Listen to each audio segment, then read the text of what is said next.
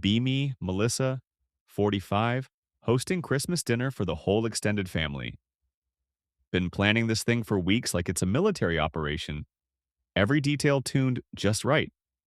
Ingredients all ethically sourced, made a point to buy from women-run businesses only. Even the damn napkins came from some nonprofit that helps single moms feeling proud. This dinner reflects my values. Family starts rolling in around mid-afternoon. Father-in-law, Harold, comes in first.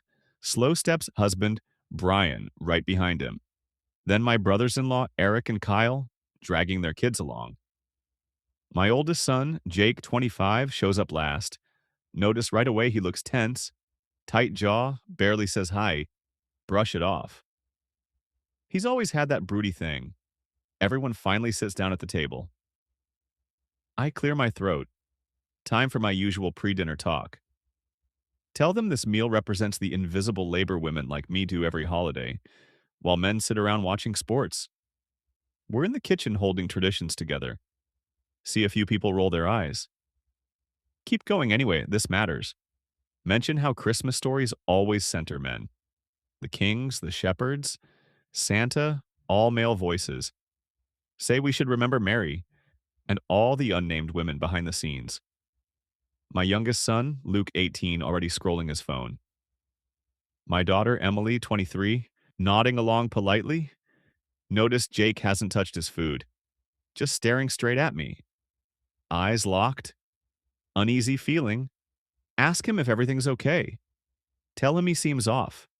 He puts his fork down hard. Metal clink echoes. Everyone looks up. He says he has something to announce. Room goes dead quiet. Jake stands up slow, hands shaking a little. Says 3 days ago he got a vasectomy. My fork slips out of my hand. Hits the plate. Heart drops. Ask him what the hell he's talking about. Say that's private medical stuff. Trying to keep my voice calm. It's not calm. He cuts me off. Says he's not done. Voice rising? Says he did it to end this toxic family line. Silence only sound as the old clock ticking in the hallway. Heart pounding. Feel dizzy. His face is red now. Voice cracking. Says he refuses to bring kids into the world who might turn out like me. Says he won't subject children to the extreme feminist upbringing I forced on him. Feels like getting punched. Tell him to sit down. Say he's being dramatic. He laughs bitterly. Says dramatic. Says, do I remember what it was like growing up as my son? Asks if I remember when he was 8. Wanted toy soldiers. I banned them for promoting violent masculinity. Brian shifts in his chair. I remember it. Say I was trying to raise him better? Talk about emotional awareness? Jake yells that I destroyed his childhood, cuts me off. Asks if I remember when he was 12. Wanted to play Little League. I made him quit because the coach was a man. Said male authority reinforces patriarchy. He says he was the only kid in his class who couldn't play sports because his mom thought it was politically wrong. I feel defensive. Sports encourage aggression. Say I was protecting him. He snaps back. Says I isolated him. His voice bouncing off the walls. He turns to everyone else. Starts airing everything, says when he was 14 and got his first girlfriend. I interrogated her, asked her about feminism, asked if she understood reproductive autonomy. 14-year-old girl says she never talked to him again. Eric clears his throat, face turning red. Asks me if that's true, asks if I really did that. I say I wanted Jake around progressive people. Jake laughs, says progressive, says, I mean my beliefs forced on everyone, asks if they know what happened when he was 16. Wanted a job at a hardware store. My stomach sinks. I remember, he says I called the manager, accused him of gender stereotyping, said hiring a teenage boy for labor was harmful, says he lost the job before day 1 because I harassed his boss. Harold finally speaks quiet but firm, says the boy needed responsibility, asks how I could sabotage his first job, feel attacked from every side, Say I was teaching him his worth isn't physical labor. Say I was freeing him from stereotypes. Even I can hear how weak it sounds. Jake starts pacing, anger spilling over, asks about when he was 18, got into engineering school, says I spent months trying to talk him out of it, said STEM was male dominated, said it would corrupt his values, push social work instead, say engineering has equality issues, say I was trying to warn him. He says he wanted to build things, solve real problems, says I couldn't stand him choosing a life outside my ideology. Brian finally speaks, voice heavy, says he remembers, says I did try to stop Jake, says I talked about privilege and male dominance, feel betrayed, say those were important conversations, say I was teaching responsibility, everyone just staring at me now, anger, disappointment. Jake stops pacing, looks right at me, asks if I want to know the final straw. My chest tightens. Says last month he mentioned proposing to his girlfriend. I already know, says I lectured him for 2 hours about marriage being patriarchal. Said proposing commodifies women. Said real love rejects. Marriage. Emily looks horrified, asks if I really said that. Say I was encouraging critical thinking. Jake says I was controlling his relationships. His voice breaks. Says she's the best woman he's ever met. Says I tried to stop him from marrying her, not because of her, but because marriage didn't fit my beliefs. You'd rather see your son alone than see him take part in something you hate. Room stays quiet for half a second. Then my brother-in-law Kyle finally snaps. Slams his hand on the table, asks what the hell is wrong with me. Says this is my son, not a sociology thesis. Asks how I can put ideology over his happiness. Feel trapped. Defensive. Tell him he doesn't understand feminist theory or how traditional institutions cause harm. He yells back that he doesn't care, says he cares about his nephew, says my parenting messed him up, calls it extremist.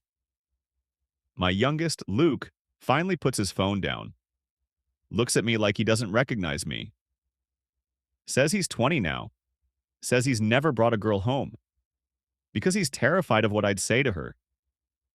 Says he watched Jake get humiliated for years. Says he chose loneliness instead. Feel the room tilt. Heart pounding. Tell myself this isn't extremism. These are progressive principles. Tell Luke I encourage open dialogue. Brian cuts in, says I created an environment where the boys are afraid to live. My father-in-law Harold slowly stands up. He's in his 80s when he speaks. Everyone listens. Says he watched me raise those boys for 2 decades. Says he stayed quiet, hoping I'd find balance. Says Jake sterilizing himself to end the family line. Says that's on me. Feel tears burn. Try not to cry. Tell him I taught my kids to think critically about gender and justice. Say those values make better men. Voice cracking. Eric laughs bitterly. Says better men. Says one son is terrified of dating. The other permanently ended his bloodline. Asks how that's better. Jake sits back down, looks drained but steady. Says he didn't do this on impulse. Says he doesn't hate kids. Says he did it because he can't risk passing my parenting on. Room goes completely silent. Even Emily won't look at me. Jake talks about hypothetical kids. Says he couldn't let them grow up thinking their instincts were wrong. Says he couldn't live with that. Brian reaches over, puts his hand on Jake's shoulder, apologizes. Says he should have stepped in years ago. Says he confused supporting me with letting me do anything. Feels stabbed in the back. Ask how he can say that. Say we agreed on progressive values. Say we talked about challenging gender norms. Say those were family values. Brian shakes his head. Says yes to teaching equality. Says no to destroying normal development. Says there's a line. Says I crossed it. Says he was afraid to fight me. Harold clears his throat again. Says when Jake was little, he'd visit them every weekend. Says the kid begged them not to tell me what they did. Games, movies. Says a 6-year-old learned to hide from his own mother. I remember those visits, thought Jake was just exploring perspectives. Say I was broadening his worldview. Harold cuts me off. Says I taught him his nature was wrong. Jake looks around at the men, thanks them. Grandpa teaching tools. Uncle showing how to fix a tire. Another uncle taking him fishing. Dad sneaking sports when I wasn't home. Feel nauseous, realize. They all went behind my back. Accuse them of undermining me. James says they were saving his sanity. Says clearly they failed. Emily finally speaks. Voice soft but hurt. Says she always wondered why Jake seemed restricted. Says she thought it was oldest child stuff. Says now she sees I treated him like a project. Luke nods. Says he remembers Jake wanting football. Says I made him write a paper instead. About concussions and masculinity. Says Jake never played a single sport. Jake's girlfriend, Hannah, finally speaks. Says Jake told her about his childhood. Says she thought he exaggerated. Says tonight she understands. Says he's scared of repeating patterns. Feel my reputation collapsing. Tell Hannah I wanted Jake emotionally intelligent. Tell her I wanted him aware of power dynamics. Say those matter in a partner. She looks at me with pity. Says Jake is intelligent. Says he's also terrified of making choices. Says he asked permission before ordering a beer. Says that's not awareness. Says that's anxiety from control. Eric slams his fist. Says enough. Says look what I've done. Says one son sterilized himself. One son won't date. Daughter is questioning everything. Asks if I'm proud. Feel desperate. Say I taught critical thinking. Say I challenged harmful traditions. Say the world is unjust. Jake stands up again. Voice calm. Cold says, do I know what he learned from me? Says he learned my beliefs mattered more than his happiness. Says he learned normal childhood was dangerous. Says he learned his instincts were wrong. Those words hurt more than the yelling. Tell him that wasn't my intention. Say I wanted him to have options. He says no, says I didn't give options. Says I gave rules. He says every interest he ever had. I found some political reason it was harmful. Every friend he made. I picked apart for power dynamics. Brian just keeps shaking his head. Looks like he's watching something die. He says remember when Jake was 11, wanted to join Cub Scouts, I refused. Said it had militaristic vibes. Said it pushed conformity. Brian says Jake cried for a week because his friends were going camping, making s'mores, learning knots, and he had to stay home. I try to respond, say scouts have issues with inclusivity. Brian cuts me off, nearly shouting. Says he was a kid. He wanted campfires, not boot camp. Says I couldn't separate a child's adventure itch from my constant analysis. Harold looks like he's finally had enough. Steps forward a little. Voice heavy. Says there's something he should have told me years ago. Says he raised 4 boys back when men weren't allowed to feel anything. Says he messed up plenty, but he never made his sons scared to be themselves. Feel the tears start again? This feels so unfair. Tell him I was trying to do better than older generations.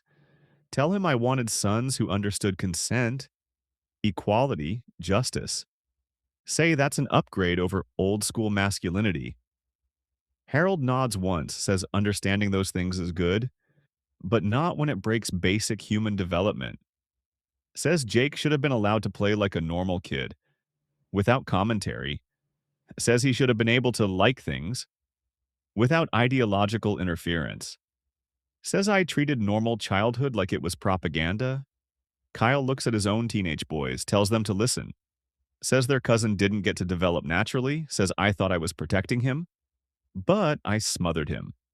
Says this is why you don't let politics run every inch of parenting. Feel myself shrinking. Even my nephews are being aimed like weapons at me. Tell Kyle I don't appreciate him turning my family's pain into a lesson. One of his sons speaks up quietly, says this isn't politics.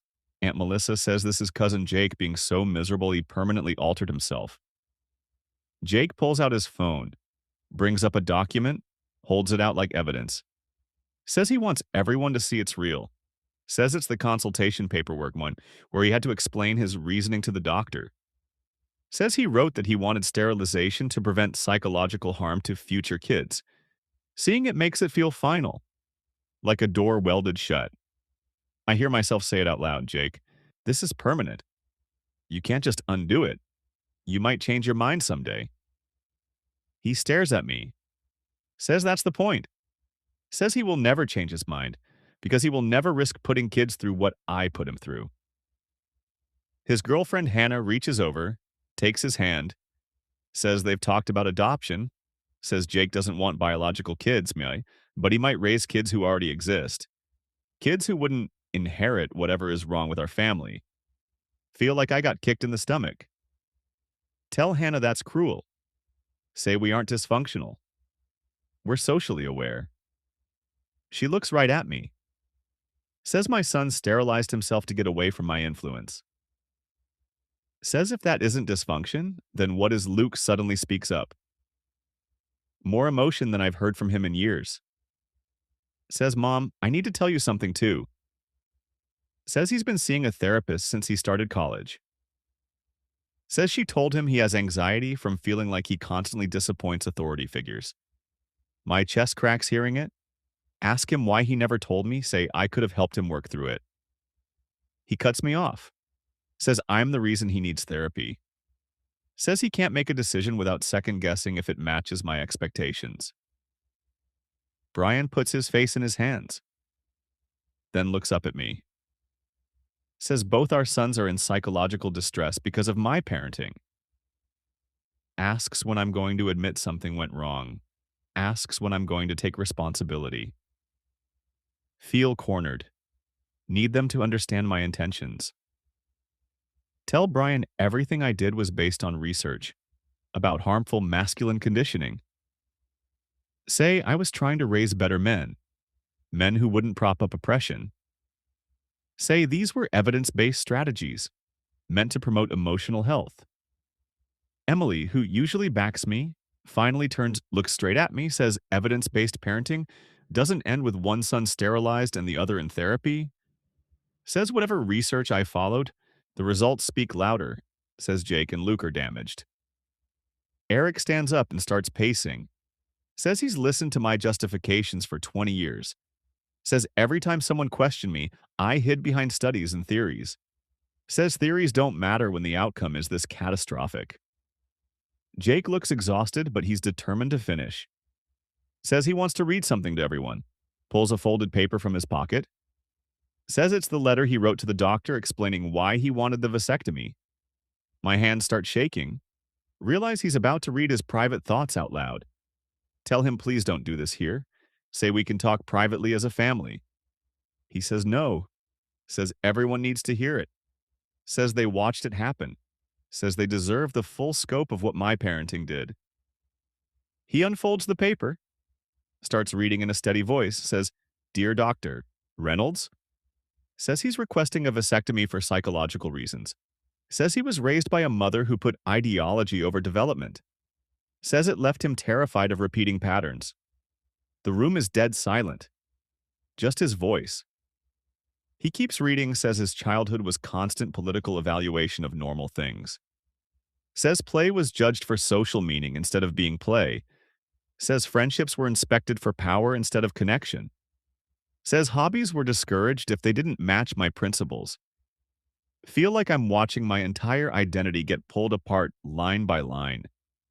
Tell him to stop. Say it isn't fair to read medical stuff. Nobody backs me.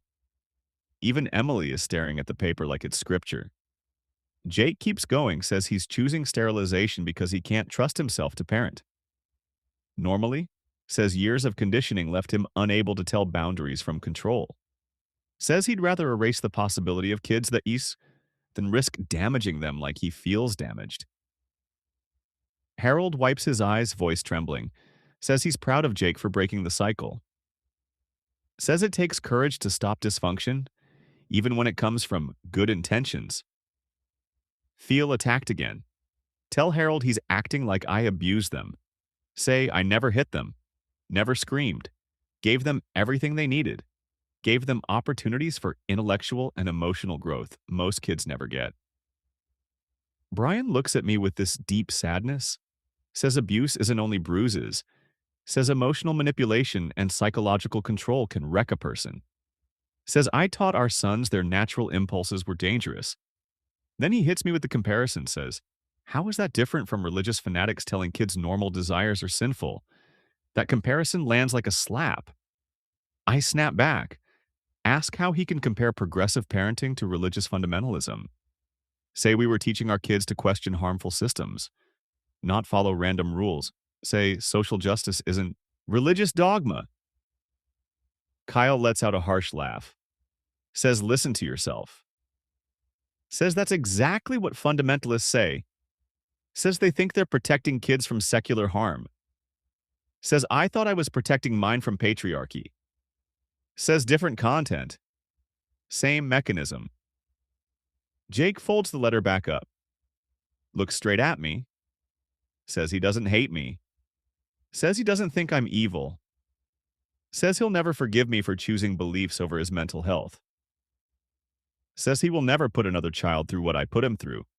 Feel hollow? Isolated? Everyone at the table has turned. Kids, husband, extended family, all because I wanted socially conscious children.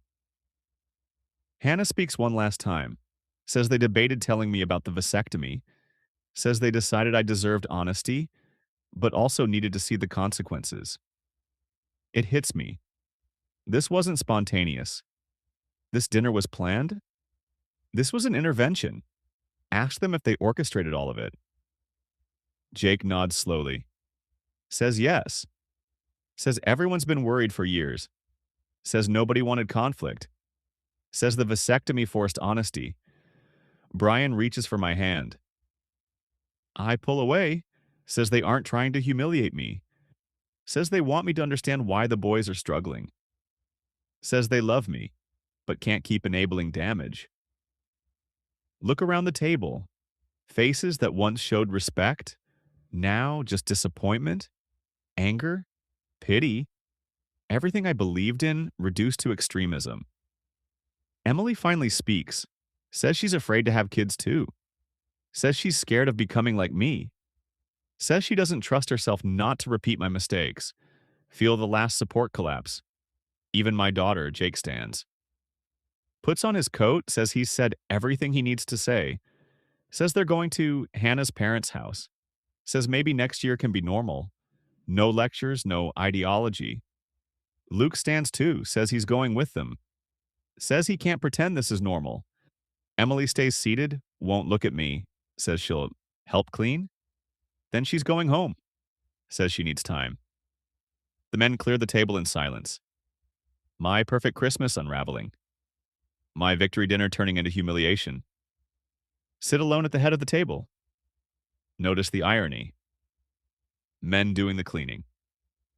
Me sitting powerless, Brian approaches after the kitchen quiets, says I should consider therapy, says not because my values are wrong, says I need help with boundaries, says feminism doesn't have to be a child's identity. Feel angry. Tell him I don't need therapy. Tell him I need support. Tell him raising conscious kids requires sacrifice. Says apparently this family can't handle that. Brian shakes his head. Says Jake sterilized himself to escape my parenting, says, if that doesn't make me question myself, nothing will. Says he's sleeping in the guest room. Says he needs space from extremism. He walks away. House feels empty. Decorations mocking me. Clean dishes alone. Think about the paperwork. Think about Luke's therapy. Think about Emily's fear. Realize despite all the theory, all the research, I raised kids terrified of my influence. Clock ticking in the background. Family gone. Marriage cracked? Sit at the empty table. Ethically sourced decorations everywhere. All meaningless. Jake ended the line, and sitting here alone, I start wondering maybe he was right.